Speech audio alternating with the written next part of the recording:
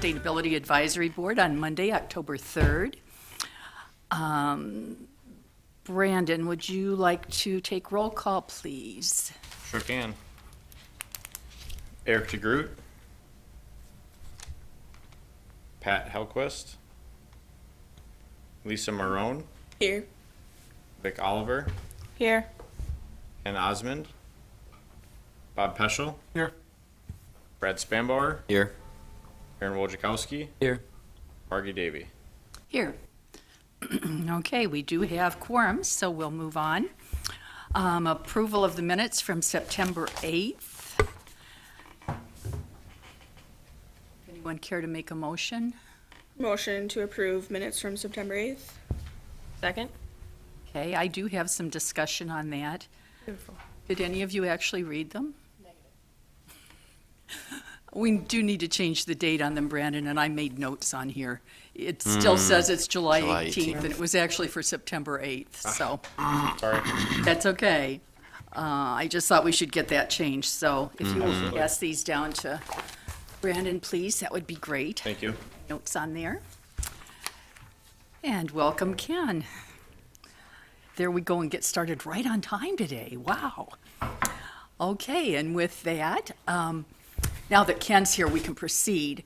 And we have a speaker, a presentation today. We're very thankful that Jessica Hansen from the Winnebago Solid Waste Management, Winnebago County Solid Waste Management, is able to join us. She has, I've seen her presentation before, and she has a lot of great information to share. So I'll turn it over to you, Jess. Sounds great. I suppose I should speak into the mic, right? Sort of. Sounds Yes. good. Well, hi everyone. My name is Jessica Hansen. I'm the Communications and Program Specialist for Winnebago County. I've been there for about 11 months now, so still on my first cycle around the sun, but finally feeling like my feet are under me enough to kind of understand the program and some of the logistics of how the recycling works locally and even on a statewide level to some extent. So I'm just going to kind of go over a general overview of our program, how we operate, what kind of things we do, and some of the logistics of location and what it means to be part of the Tri-County Partnership. I have a couple statistics on what Oshkosh recycling has looked like over the past few months, and then we can just kind of have a casual conversation too with questions or talking through whatever you guys want to know more about. I have always some ideas on how we can improve different outreach ideas and whatnot, and so maybe we can just brainstorm and kind of figure out how we can support some of those initiatives going forward. So again, Winnebago County is part of the Tri-County Recycling System, which is co-owned and operated between Brown, Outagamie, and Winnebago counties. We've had an agreement since 2002 to share all of the landfill operations as well as the Tri-County Recycling Facility, which is located in Appleton in Outagamie County. So that MRF is the Material Recovery Facility where all of our recycling is sent for processing, as well as anything in Brown County is sent for processing, and quite a bit of Northeast Wisconsin actually is sent there as well. We actually process about 16% of the state's recycling between Dorr and Oconto and Calumet and some of Wapaka. So a lot of the region is processed at the MRF in Appleton. And then we currently have 2 open landfills, one in Outagamie County, and then they're building another cell at Outagamie, so they'll kind of have 2 pockets there. And then they just opened a brand new south landfill in Greenleaf area in Brown County. So we currently are splitting any of our solid waste transfer to pretty much 50-50 depending on the day between the Brown County and Outagamie landfill, and we share some of those costs as that's a whole different kind of headache there. But it does help us save money, and we did a study in 2019 and we were calculated about $48 million in savings since we signed that agreement in 2002 across the 3 counties. So really awesome program to say that we can share that. And our MRF is one of the largest publicly owned MRFs in the entire country. We think there's one in Florida, and we can't tell for sure if it's public-private or whatnot, but it's really cool to say that we're publicly owned and operated and how that works, but also there's different challenges that come with obviously public services and how that operates with the people. So as far as Winnebago County's program, we typically process between 14 and 15,000 tons out of our transfer station, and that's not including some of our municipalities such as Fox Crossing and Neenah, who direct ship it to the Outagamie MRF. So that's more of our rural communities, commercial customers, and some industrial recycling as well. And on the flip side, I think we're about 90,000 tons of trash in a year.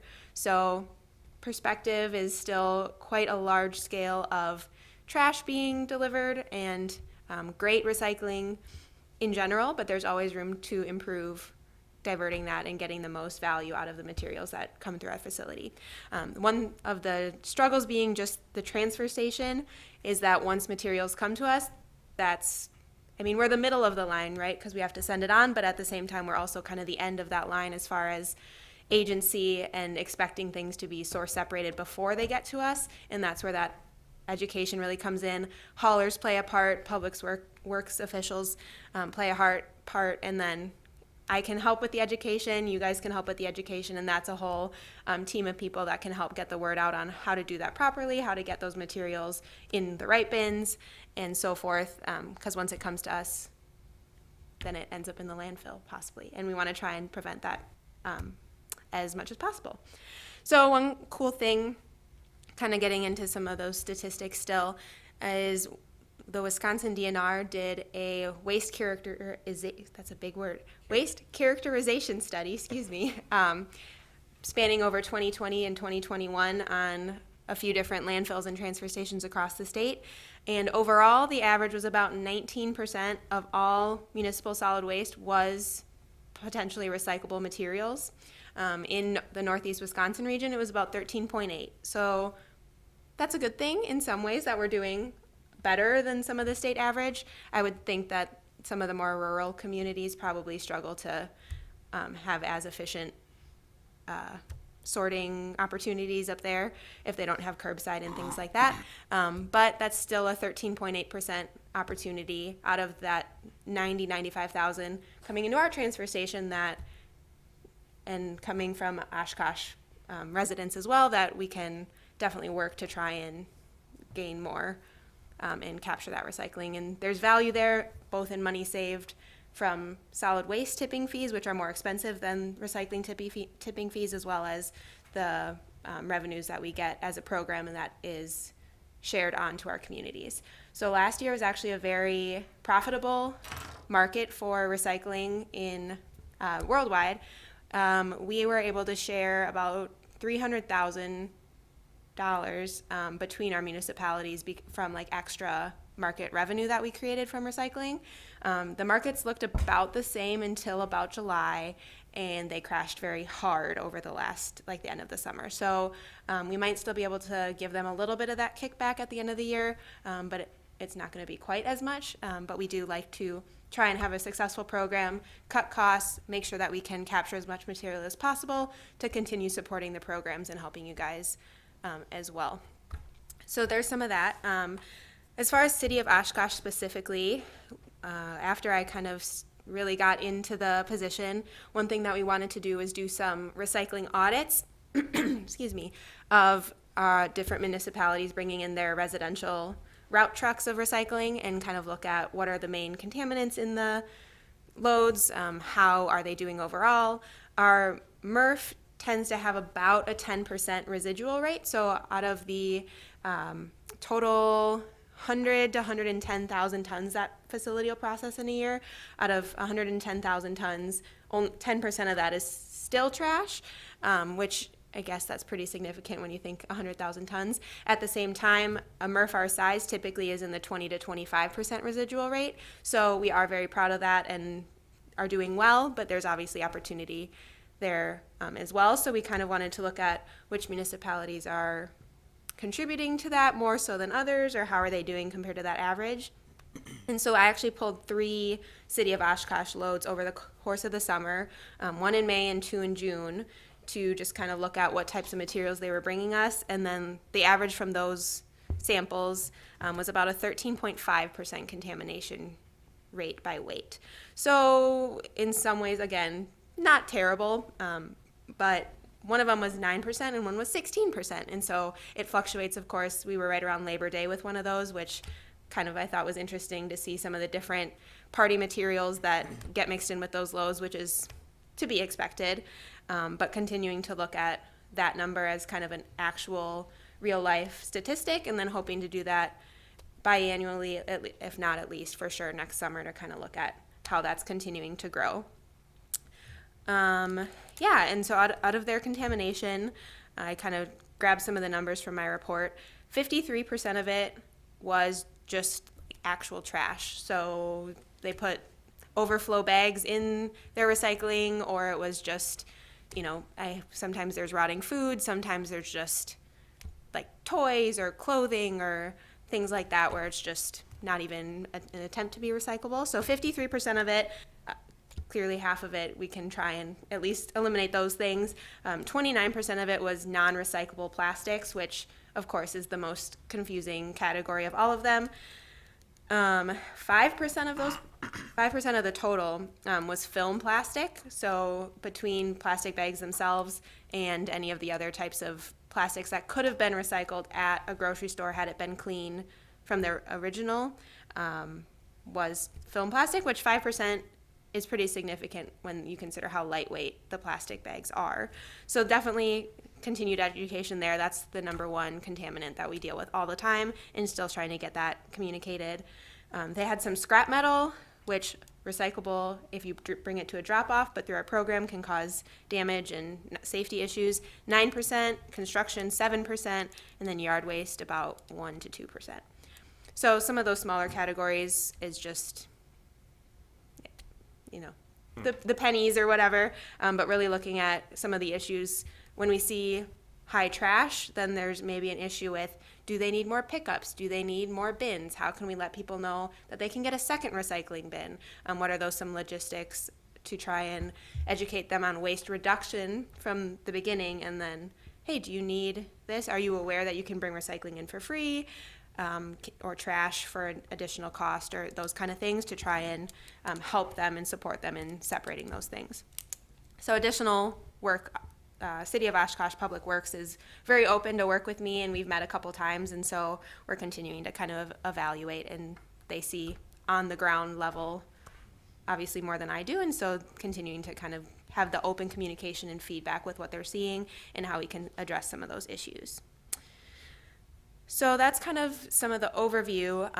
I did have an envelope or a folder with our recycling guides and some other resources that I forgot to bring, but I can definitely email those PDFs on too, which is more sustainable anyway. So I will make sure to just share those documents. I was going to bring our Tri-County Recycling Guide, which is this fun, bright colored thing. We have our fun branding, so we're trying to keep that color coding consistent across some of our resources, but we have the different categories: plastic, paper, metal, and I can't operate from this side, and glass. And then on the back we have our "We Hate the Ugly 8," and those are the top 8 contaminants to try and draw attention to plastic bags. What we call tanglers is any type of rope, clothing. Those plastic bags are also considered tanglers, but have significance to have their own category. Food in any of our recycling. Batteries is a really big one that can cause both safety issues and facility fires. We did actually just have a large facility fire in July that happened at 1 a.m.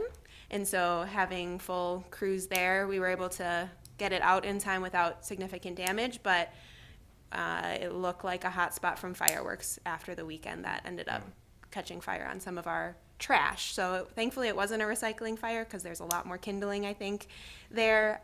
But that is definitely an issue with batteries, coals, hot coals during cookout seasons and stuff, and then fireworks and all those kind of things. Propane tanks sometimes can get run over and cause, So it's kind of crazy, some of the things you're seeing.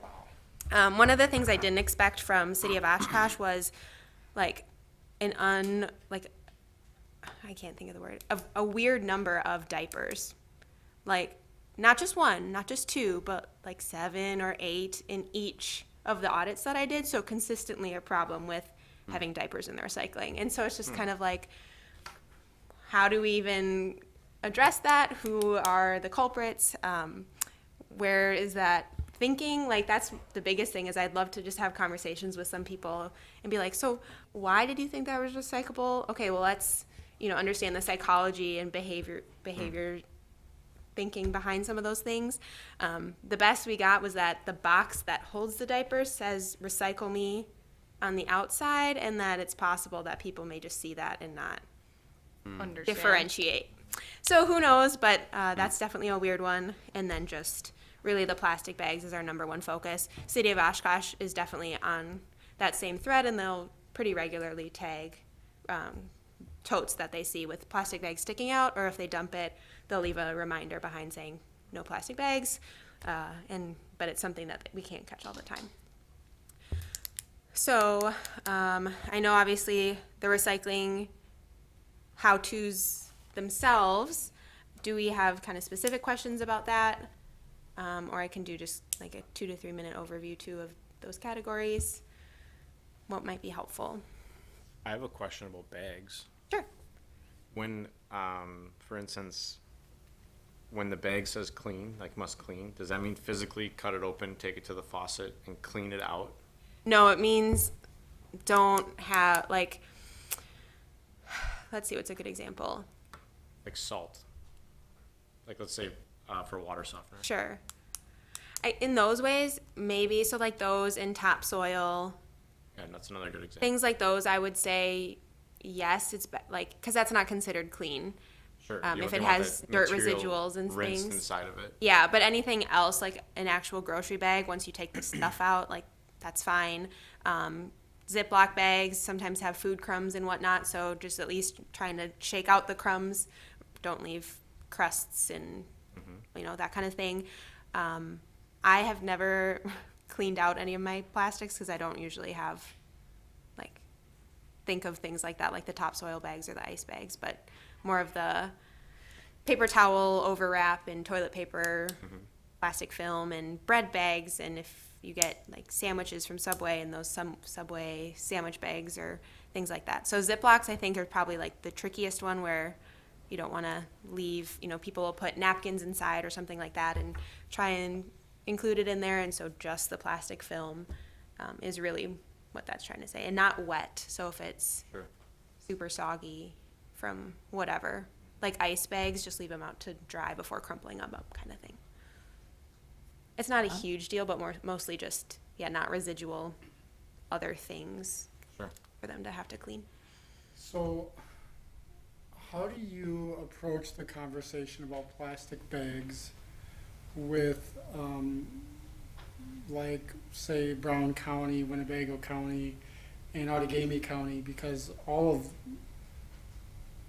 to my knowledge, there's no communities within those 3 counties that have, like, banned plastic bags from, like, grocery stores and stuff like that. Mm-hmm. So, have you ever had conversations with, those overarching governments about the benefit of encouraging non-plastic bag use in our, in all of our retail stores, as it would relate to the benefit for the Sure. operations of recycling? Yeah. There's a lot of angles to that question. First and foremost, the fact that there is a state law banning local bans. So it's impossible for at the municipal level, for City of Oshkosh to say we don't want any of our retail stores to have plastic bans, just because I think primarily they don't want it to be piecemeal from neighboring municipality to neighboring municipality. So on a legal level, there's nothing we can do at this time. That would take, legal advocacy, which is something that can be done. But who knows how that's all going to turn out. So we can't necessarily legally enforce it or encourage the change there. I don't know how that conversation would go as far as going into grocery stores and at least encouraging it somehow otherwise. Thankfully, most of them do have the plastic recycling drop-offs there, so they try to have that, bring it back with you the next time you come. But it's definitely, reduction is always the key, right? So how can we educate consumers to get in the habits of bringing bags. I mean, I love Aldi just for the sake that there aren't plastic bags there. So I really don't understand why it's so hard for other stores to pick up on that concept sometimes. But yeah, I'm not sure as far as the stores, private entities are a little bit hard to wrangle, but that's where the consumer education is really what we've been trying to do. Just another thing on that. So Brown County with their new landfill that opened in January of this year, I mean, bags have always been annoying in recycling, but with them having a new landfill and bags just being obviously a part of regular trash services and having to blow everywhere, like they blow everywhere regardless of if there was trash in them or it was just like loose bags that were thrown away or whatever, they are seeing the headache of bags in general, both from the recycling and the landfill side. And so they are on this, like, they kind of want this campaign of like no plastic bags at all across the board. And so there's definitely some headaches there from both sides. Recycling, obviously not ideal. And then even in the landfill, it's kind of tricky to manage. So really the conversation isn't about banning a certain use of an item. It's about promoting the advocacy of the benefits of not using such material. Is Yes. really what what that ban is attempting to do, is shape how that conversation Consumer takes behavior, place. yeah. Yeah. Yes, if I could study a different field, it would probably be behavioral psychology, which is a crazy thing that I'm not aware of, but definitely opportunities to think of why do people do things. Convenience is such a big driver now, so how can we implement policies or practices that maintain the value of conveniency while offering, different incentives in that? And so definitely open for creative ideas and thinking about how we can address some of those things. The challenge there from the retail side or the business side, you can buy 10,000 plastic bags for what it would cost for 500 paper bags Sure. or 400 bioplastic bags.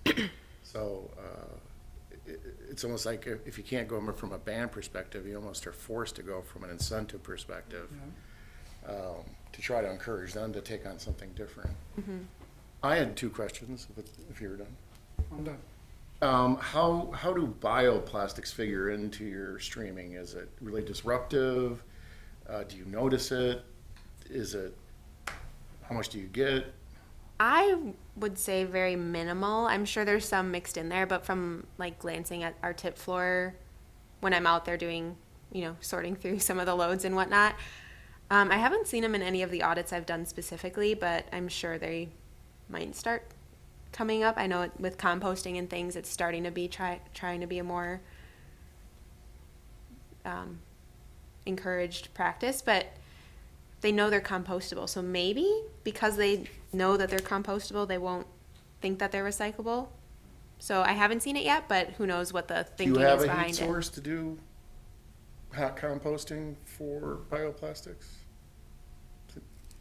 We do not. You can't do the plastics at yours? No, we ran a study 2 summers ago and ran through various fiber and plastic-based compostables, and our operation at the university is mainly mesophilic, so it does not, or mesothermic, does not get hot enough to break down those plastics. And what I have been told by Brian Lingoff at the biogas facility is that by and large, even for hot composting operations nationwide, folks are moving away because what they're basically finding out is these compostable plastics don't actually break down. They're just, a lot of people are starting to essentially ban the compostable plastics because they don't perform in the ways that individuals say that promised they to. do. So Right, yeah, so for example, I know several businesses, including mine, where we use the bioplastics, but we have to drive 200 miles to a place that can even take them.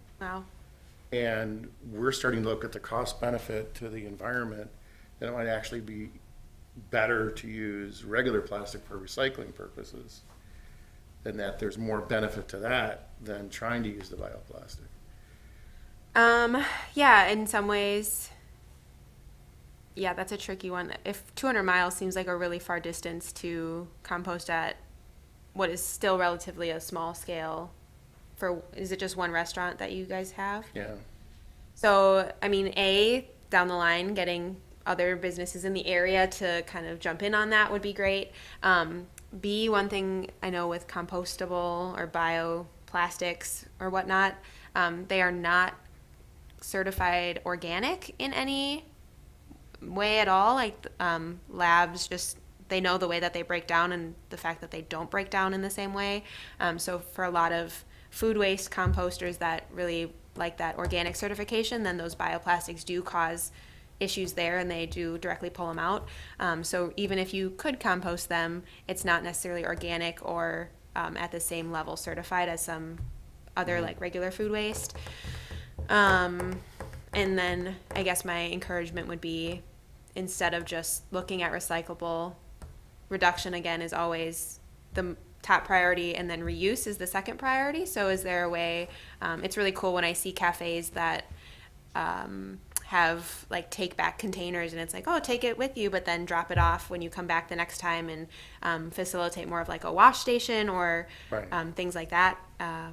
But with takeout stuff, I know that is very tricky. So yeah, recyclable at the very least.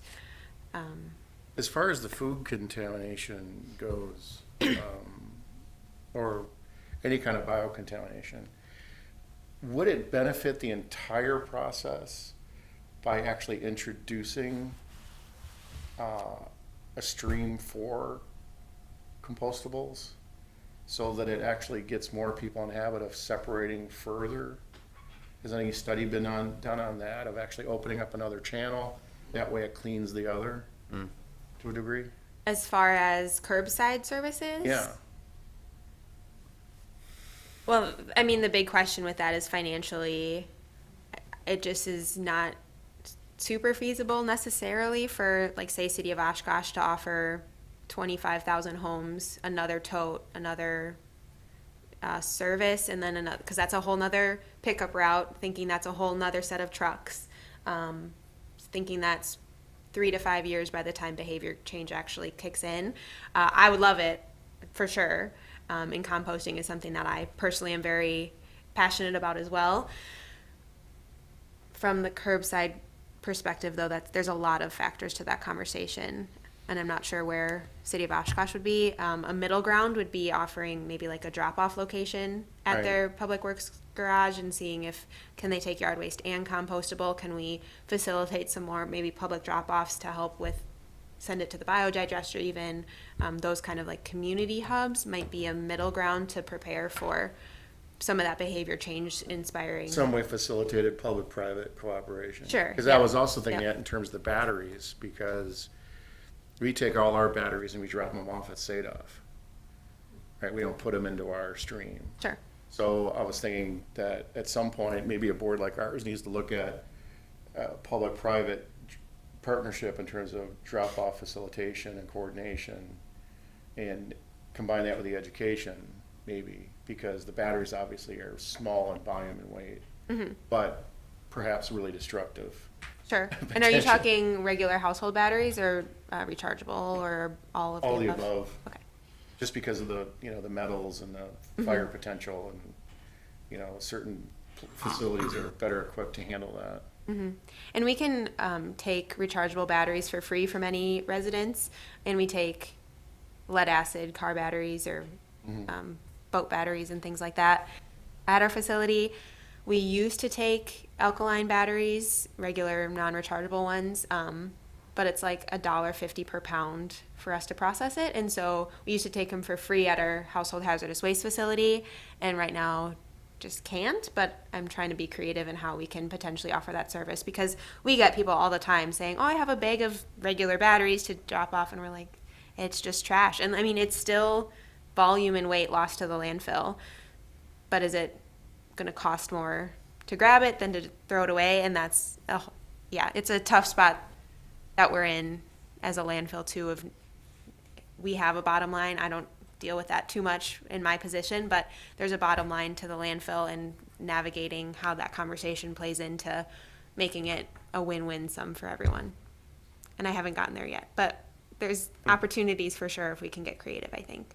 And just to clarify, so when you say you take rechargeable batteries at your facility or car batteries, that's not through the curbside, right? That's Right. not, don't put them in your blue bin. Yes. That's take them to a special drop off. Yes, absolutely. Yeah. Yeah, we can take them at our solid waste facility if residents or bring them to us. Batteries you're and bulbs plus can also take them for recycling, rechargeable batteries for recycling.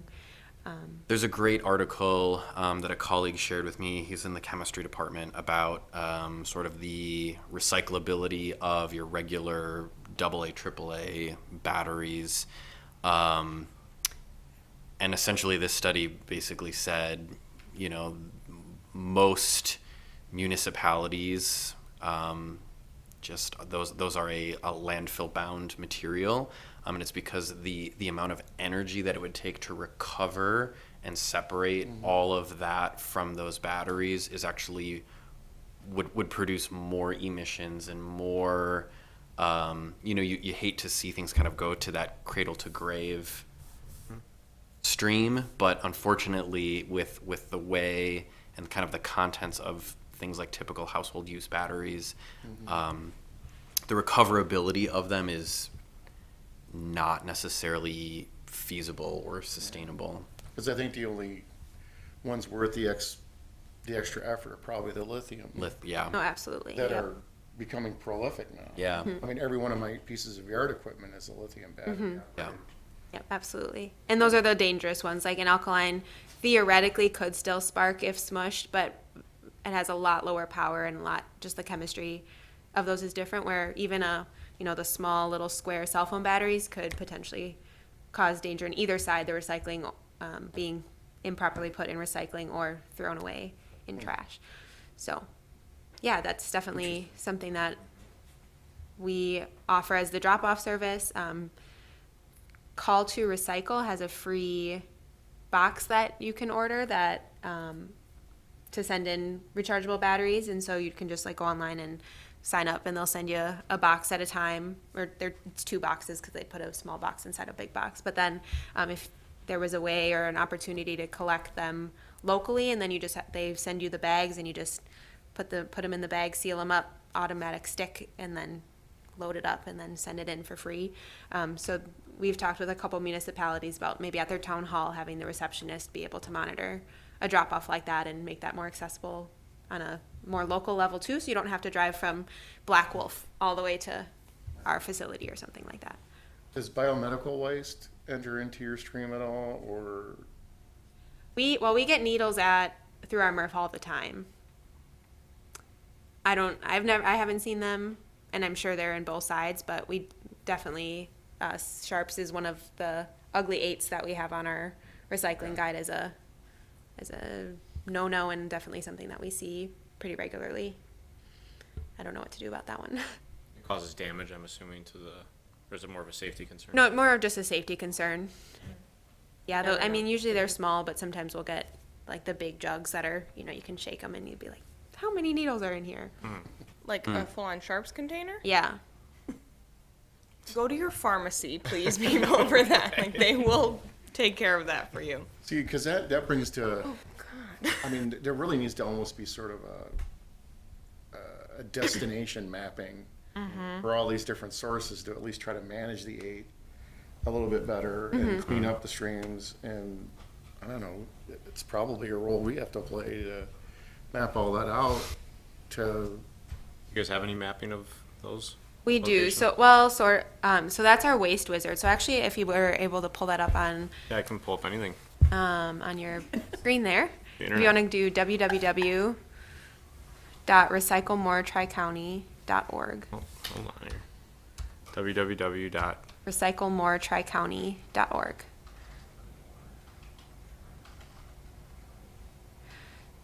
.org. Yep. So this is our Tri-County facing webpage. Yeah, and the Waste Wizard there is a tool that we have developed. We kind of launched at the end of 2020. So this is our answer to that problem of disseminating this information. And you could put in Sharps. Yep. And there you go. And then if you scroll down, it'll even tell you all of the places locally in the 3 counties for things like that. It has plastic film drop-offs, it has tire drop-offs, yard waste drop-offs. This one's, I guess, a little bit of a weird example because it just directs you to public health, but something like yard waste would list Oshkosh Public Works, Neenah Public Works, Alloway Public Works in Green Bay, and all those kind of things. So then you have, a full list of any of our materials across the Very three nice. counties. That's cool. And direction to look at. That's cool. www.recyclemoretricounty. .org, yep. Got it. Should post it every day on our Facebook. Yeah, and so we've been, Every day. Well, even, I mean, On not a just on the loop. SAB page, but we could probably do something on the City of Oshkosh Yeah. page, to try to encourage people Mm-hmm. to Ask the wizard. utilize this wizard. yep, and they are mentioning it in their garbage and recycling guide this year. We're having them put a QR code in there and say, need more information, check out the Waste Wizard. And so we're getting it out in places. It's pretty relatively used well. I suppose if you think 280,000 households across the three counties, it's obviously a sliver of that, but it is still picking up and kind of getting more popular. And then we also just last month launched our Better Bin app, which is loaded with all the same instructions but recycling specific, and you can scan any barcode for a household item and it'll tell you if it's recycled locally in our program. So we're trying to offer that secondary tool for maybe some of the younger generation specifically who doesn't like a web-based app as much, but the older generation still likes to be able to go in and type it and see it on a website, and then or a mix, right? But just trying to hit it a tool that can be utilized in different ways, and that's just recycling, single stream recycling specific. So I don't know, it has a limited search database, so if you typed in battery, I haven't checked what that would pop up with, but it's mostly household consumer goods to tell them, yes, we can accept that plastic, no, we cannot accept that It's item or interesting, we had whatever. the medical containers, the pill containers, because I just threw 2 bottles into this box that for 6 years, we've been throwing bottles into it because I never knew what to do with them. Pharmacy. Yeah, those ones, there's some churches will collect them, or some places will collect them for like crisis centers and crisis agencies to help distribute pills for different shelters and things like that. Sometimes vet offices will take them for animal medicine, and then do pharmacies take them back typically? Some, yeah. Okay. I'll have to look and try and gather a list for that, because the pills is tricky. The small ones don't have a great No, the success bigger rate of ones are getting better. through our facility. But yeah, like the thick ones definitely will make it through and get processed. But the small ones, typically anything less than about 3 inches in size is too small to properly get sorted through our equipment. So it's like it's on the line. Is that the prescription ambers, or does that also include OTC containers? Yeah, like the white pill vitamin Tylenol. bottles or whatever. Yeah, those are a good enough size that those are more successfully recycled than maybe the little pill bottles. So Ed, did you have something? Yeah, I was curious about, so you mentioned about like audits, and I was curious about auditing curbside residential versus a maybe like, commercial load. commercial pickup, right? Someone who's kind of going around and emptying dumpsters from businesses, or I'm even thinking like big box stores, right? Like all that kind Yep. of stuff. Do you see that come into the like Winnebago County transfer station separately first, and do you kind of look at it there before it would go on to Tri-County, Yeah, so or does it all kind of end up mixed? I mean, it's all pretty much mixed. I'll be able to catch a load sometimes, like as they're delivering it, and I'll know it's commercial, but we have no idea really where that comes from. Like the hauler, to some extent, at that point could go back and be like, well, I had these 4 businesses on my route, but to know which one did this part of contamination or so forth.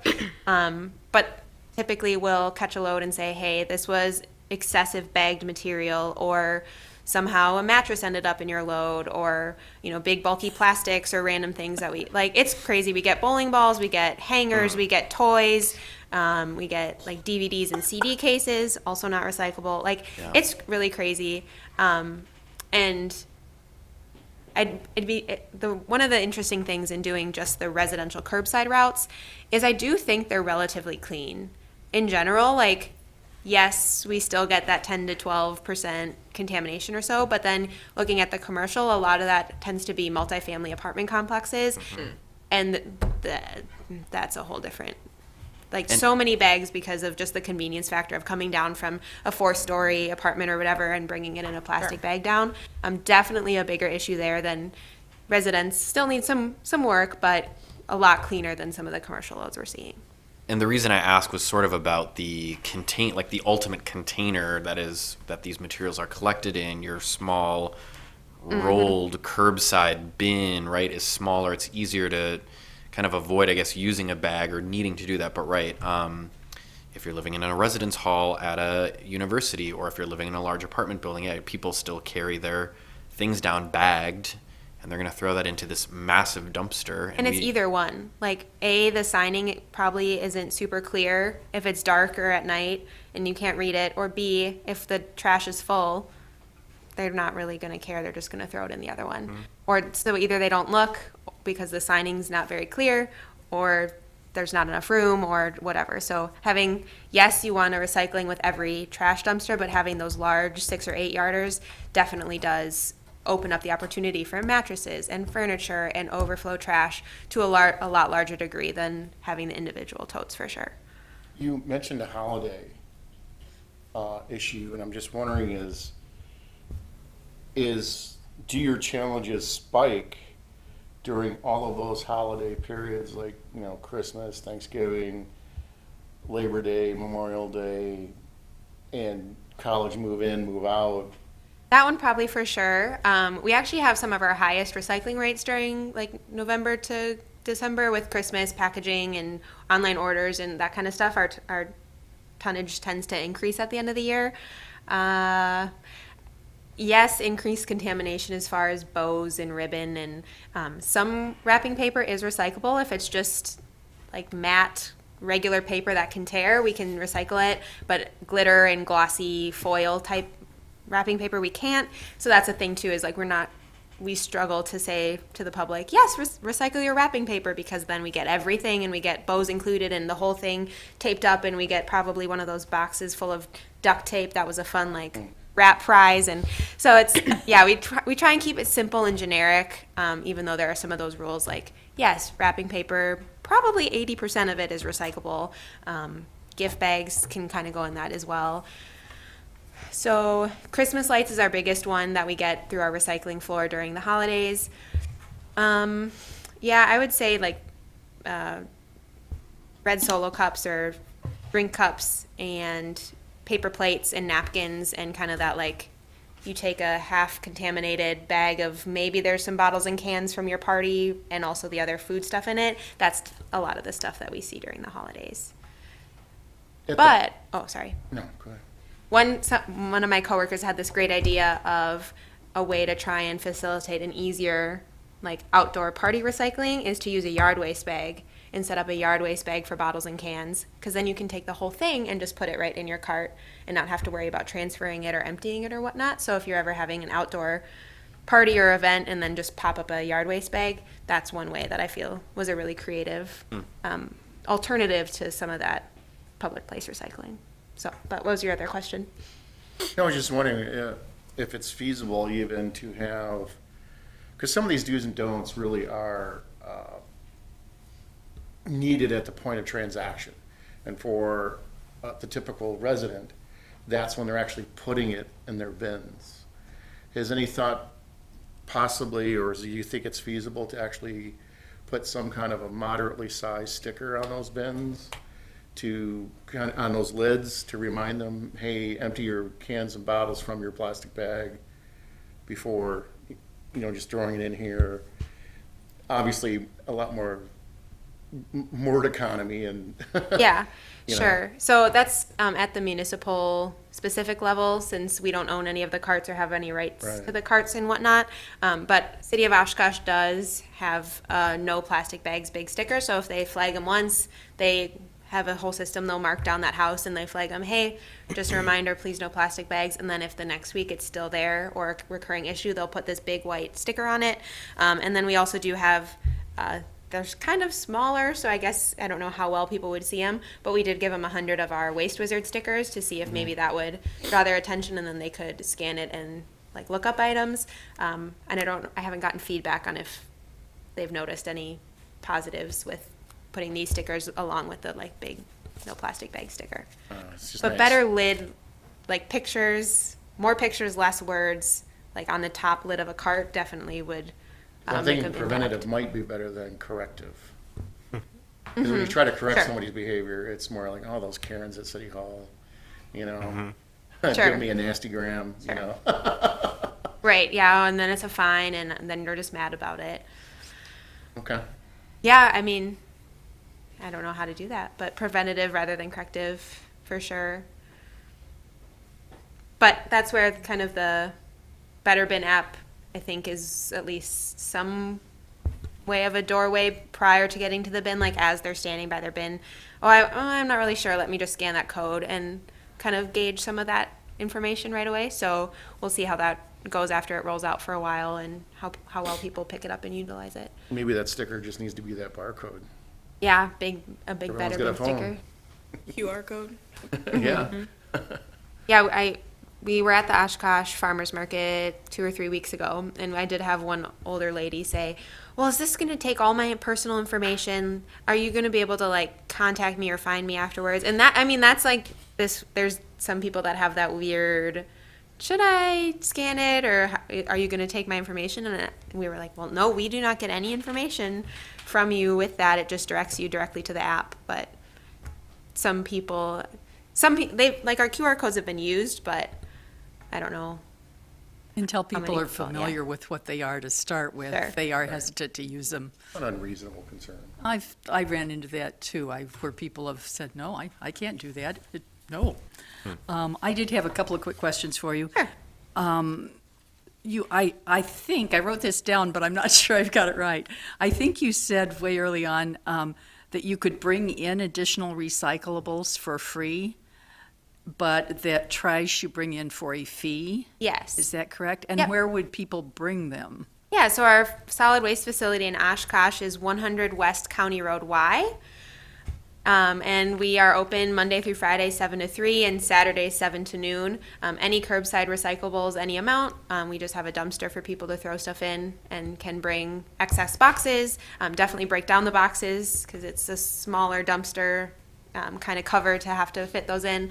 And no styrofoam, which is a big one that we do see at that drop off and is kind of tricky. And then our regular trash operation hours for any household furniture, appliances and electronics have extra fees, but bags of old household stuff we can take for our regular fee during those operating hours as well. Is there a limit to how much you can have for one fee? Like one truckload? Yeah, so our minimum fee for at least 2022 is 800 pounds. Up to 800 pounds is the $20 minimum fee per trip. So typically, even a sofa and a few bags of garbage or a couple mattresses and things like that are just going to be at that minimum $20 fee. Okay, and then the other thing I was wondering about, and I don't know if this is more a question for Brandon or you, Jessica, but I was under the impression that if a residential area is a fourplex or greater, that they don't have to recycle.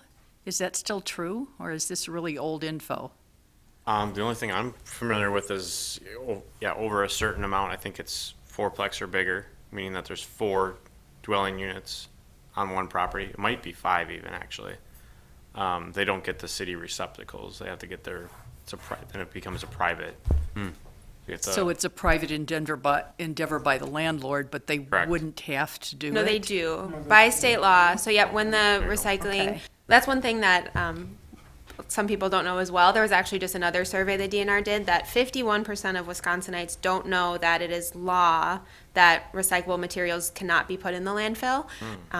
Enforcement of that on a state level, of course, is a little trickier, but it is written in code that aluminum cans and bottles, steel cans and bottles, paper, cardboard, number 1 and 2 plastic bottles for sure. There's some other additions that are on a as feasible basis or whatever, but those main categories are not allowed to be in the landfill, and that extends, that law was passed in 1990 and applies to all residential businesses, any non-residential facility, multifamily, so across the board, regardless of the entity, it is a requirement by law that they have to recycle. So, but yeah, that's exactly right. Anything 1 to 4 units can still be managed typically at the municipal level, and then 5 or above, then is typically contracted with a private hauler to do more of those commercial type loads. But you mentioned something that's really key to that, because every apartment complex I've ever seen, there are two dumpsters exactly the same size, one for garbage, one for recycling, and every week at every one of these buildings, the garbage is always full, overflowing, Oh, yeah. and it gets thrown into the recycling. Like the day or two before pickup day. And how do you address that? It's kind of a, Give people smaller bins. Or more, they need more bins maybe if they have that much garbage. That site potentially needs more It's a- receptacles. but right, so if you look at the standard corral, Yeah, do they have a dumpster corral big enough to have as many dumpsters as they need? right, probably not. So is Kind that, of the base standard, the right, base creation for the enclosure that they minimally have to do. because they're gonna base on that standard dumpster that can be lifted by forks into the truck, and that's gonna set the standard size for the corral. Yep. So it's really a municipal ordinance that has to address that. Yeah, maybe looking at some statistics of like average, I think there are some out there I've seen, and I don't know how to necessarily address that, but like average dumpster size per X amount of people, and then maybe putting that into something more like code or enforcement on a municipal level could be a possible adjustment. And this is part of the reason why I kind of asked the question that I asked earlier about audits versus of true residential curbside versus maybe one of these fiveplex or larger situations. Is you're sort of entering into a tragedy of the commons where you've got people who are going to utilize a large dumpster, right? And there's no sort of ownership of that, whereas my recycling bin at my house that I roll out to the end of the street is my stuff, right? And so now you've got everybody dumping into this one dumpster. It reduces kind of whose it is, traceability, and it kind of just allows for just a bigger catch-all for recycling and trash to just be thrown pell-mell, right? Waste as much as you want because there's sort of no limit. Yeah, it's not my problem. No And they don't have to accountability. directly pay Yeah, for it it- at the time. Whereas like, oh, what do you mean I have to bring trash and I have to pay for it here? Some people don't understand that it's an additional service. And yes, it is wrapped into apartment rent fees and whatnot, but then probably more dumpsters, you're gonna see increased apartment fees. Then there's other issues with affordable housing and things like that too. So I don't have answers, but yeah, you guys are definitely on track with identifying some of these issues and Another way to deal with opportunities, the, I call them, for improvement. another way to deal with overfilled bins would be for the landlords to contract to have them picked up more frequently. Yep. But that's going to raise rates too. So Cost. yeah, it's a whole bunch of catch-22, isn't it? Indeed. Okay, does anybody else have any specific questions for Jessica tonight? You have one more, Bob? Just one more? You asked a question, then she answered it. Go for it. And Just then I was like, am I thinking of the right facility? So I'm very familiar with the Jackson and Y intersection there Yep. that you're talking about. I know that one side is a landfill in that weight area where you go in and you put stuff. Yep. And then across the street is always what I've known as a recycling center. Yep. So are those both? Oh, yeah. So that used to be our recycling transfer. Before the Tri-County Agreement, Winnebago ran their own recycling processing center. I feel like that was 2002, Okay, yep. 3 or something that stopped being there, and when we diverted it all to Outagamie. So the building, so if you're coming off Jackson and turn left on County Road Y, the right-hand side is our transfer station. So we have part of the building that's trash collection, and then we have a third of the building that's recycling transfer. So then from there, we ship it in compacted in semis to their respective destinations. And that's our transfer side. And then most people will still come through the landfill, quote unquote, landfill side. And that's where our scales are, and they'll come and pay, and then we'll direct them to either side for dumping materials. So the facility across the street has nothing to do with your operations anymore then? No, it's still So our that- property, and it's still, It's still in operation? yeah. Okay. Yeah, well, there's no sorting equipment. It's just the transfer. We Oh. compact in semis. So we Okay. took out all the equipment that did any of the processing. All right. Yeah. Because that was confusing, because in my head, when you were first talking about it, I'm like, well, that's that center right there, that's that location. And then when you stated, well, that's not how I recognize that. So, okay, thank you for the clarification. Yeah, If I absolutely. wasn't getting that, there'll be someone else out there too that wasn't I'll realizing. just mention that. too, the code, to your point, Ken. It says for multifamily, institutional, commercial, multiple use buildings and industrial uses, each building entrance shall include one covered trash can with a capacity of at least 15 gallons and one smoking materials receptacle. But I don't think that it mentions capacity levels for any development. It just simply says that you have to have these outdoor areas to store your refuse. And there's no requirement to have multiple pickups on private service if it's overflowing. Like, lid should be able to close, if not. But it is inspectable, right? I mean, someone, Yeah, when it's, I mean, we get not that we those, want to do that, but we get those complaints and basically we contact the landlords and say, you know, people are complaining about this, can you please take care of it? However they decide to take care of it is up to them. Yeah, one other fact on the apartment conversation, because that is definitely an area for opportunity. Apartment landlords are also required by law to educate their residents twice a year, every 6 months, on recycling guidelines.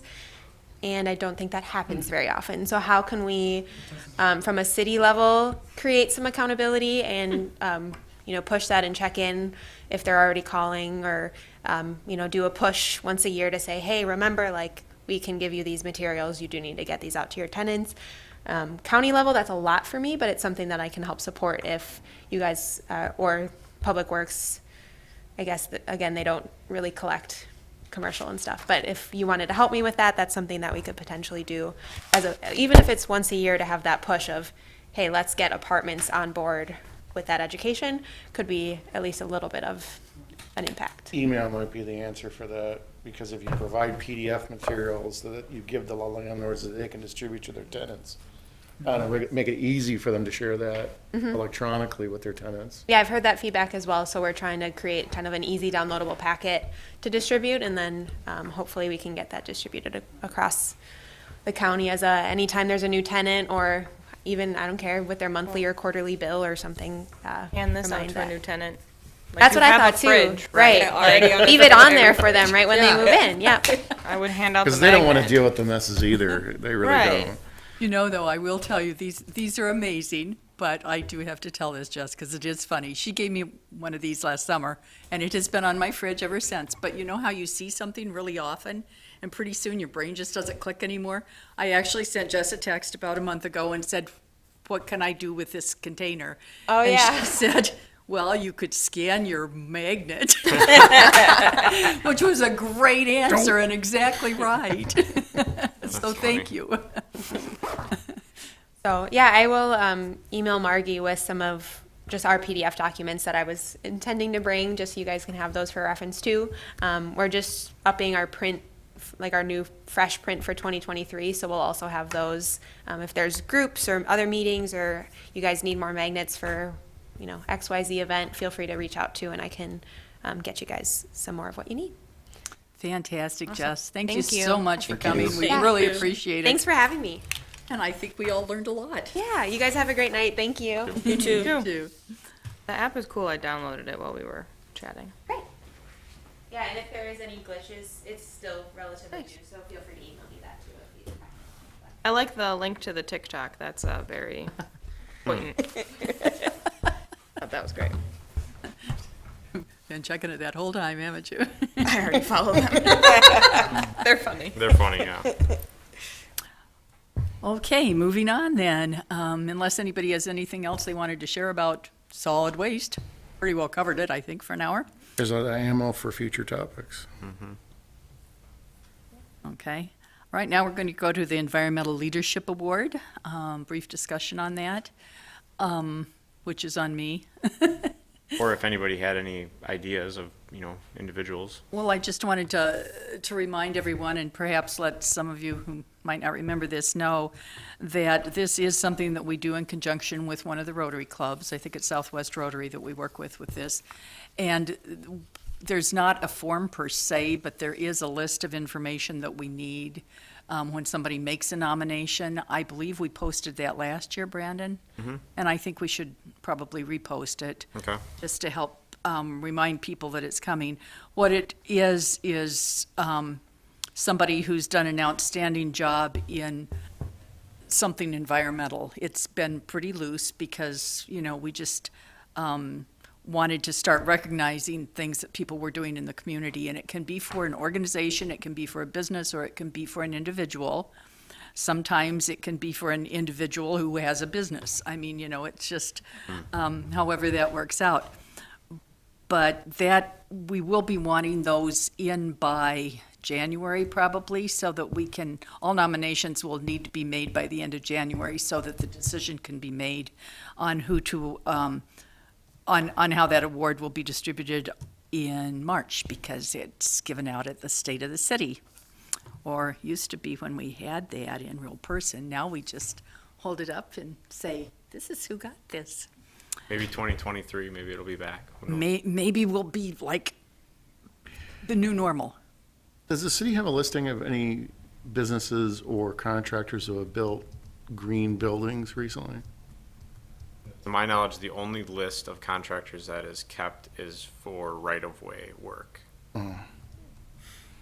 If only we had somebody within this municipal government who could gather that sort of Yeah. information and put it all There's a together. perfect role for that if it only existed here.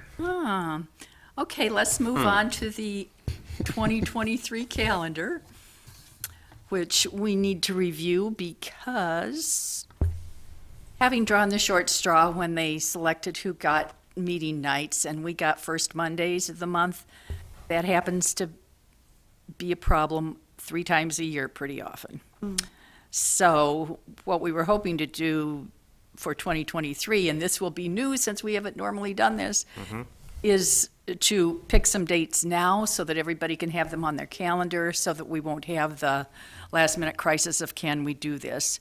So obviously the months that we need to look at are January and I'm guessing July, in spite of the fact that, it's our date's on Monday. We need to do July. And September.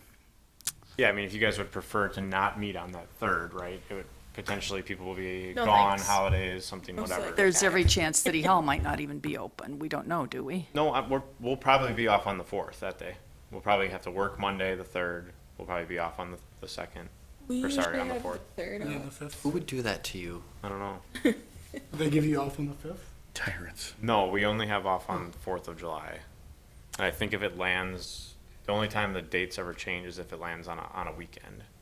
So if it's a Saturday, we get the Friday. If it's a Sunday, we get the Monday. But in my assumption, the calendar's not out yet, but I'm assuming that we'll just have off that Tuesday. Well, let's put it this way. Is there anybody here who really wants to meet on July 3rd? How about we propose that we move it to the Thursday of those weeks? To the first Thursday of the month on those Months. months, yeah. So That would First make thing, it January January 5th. That would make it July 6th and September 7th. Isn't that like the first day of school usually? The first day of school would actually be the 6th. 1st, Friday like a before. public school. Yeah. For the university of the University opens Wednesday after Labor Day. 6th, sorry. That'd be the 6th. So then our meeting would be the 7th. So we, That's pending that this room is available too. I don't know for a fact if the first Thursday of every month at 6 PM is available for this room. That's something I'll have that's to check. true. So there are other committees that meet on Mondays as well on other days of the month. Correct. Yes. So is We're that really just the Parks Board? proposing dates. Yes, we're Right. just proposing dates to So we be could say confirmed. like January 5th is our preferred. If Yep. the room is booked, could we look at Monday, January 9th? Sure. I cannot do January 9th, but we could have somebody else run the meeting. Good thing we have a second. So whatever night the Parks Board is not. you know, Parks Board is on the second Monday. All right, so, So the so we 16th. would want to go with the Reminder, 16th. typically the third Monday is good. The third Monday. Thank you. Thank you. Appreciate you That's, much. that's where I was going. Okay. All right. One of these Mondays. Third will work. Monday in So we, January. yeah, so we propose Thursday, 5th. January 5th, Okay. and then also the 3rd, which would be the 16th of January, third Monday. Third Okay. Monday. Or Yeah, January. so our first and our alternate for each of those months. All right, yeah. I like that.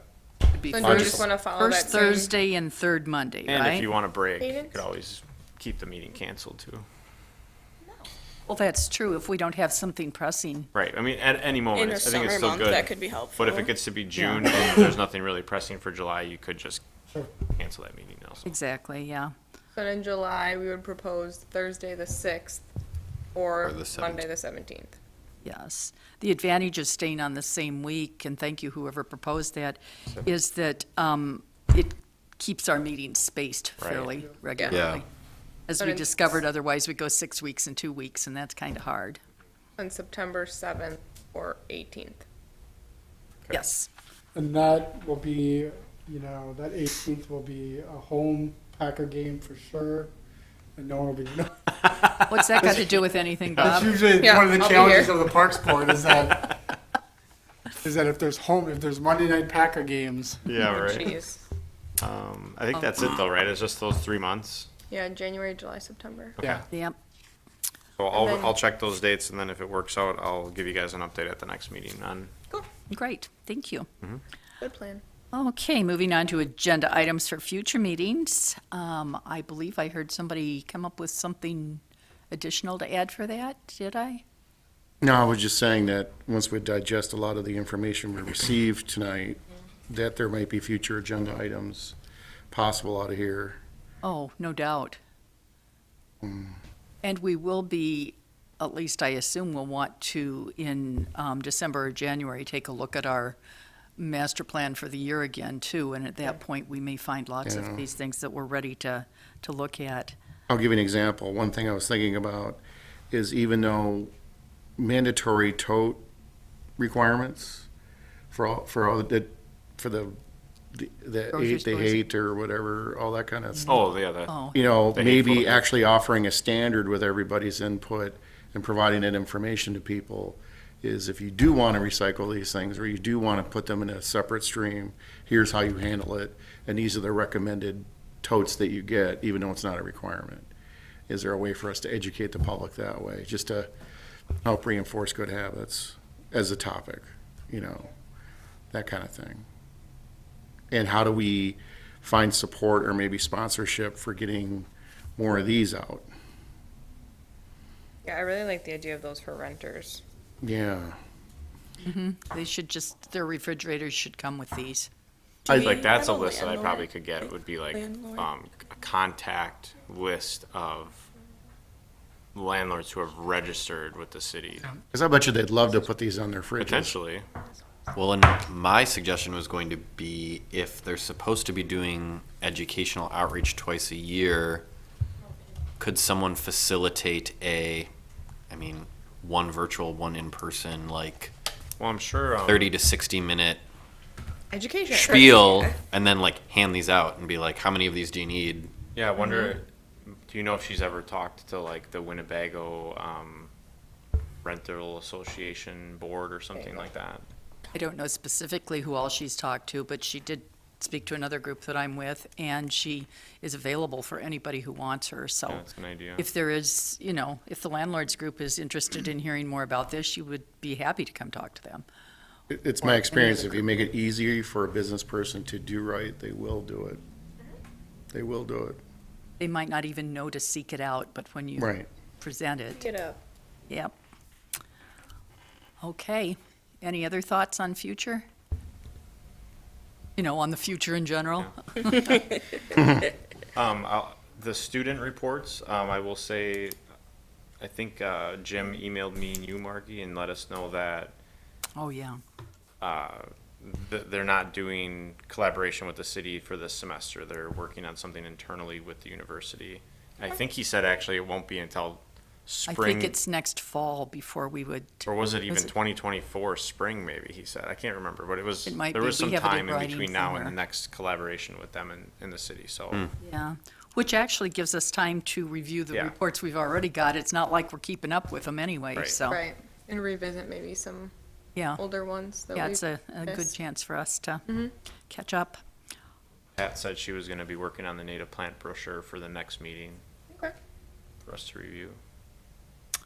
Okay, then. Well, our next meeting will be on the first Monday of November, which is November 7th. And I would entertain a motion to adjourn. Seconded. All in favor? Aye. Thank you.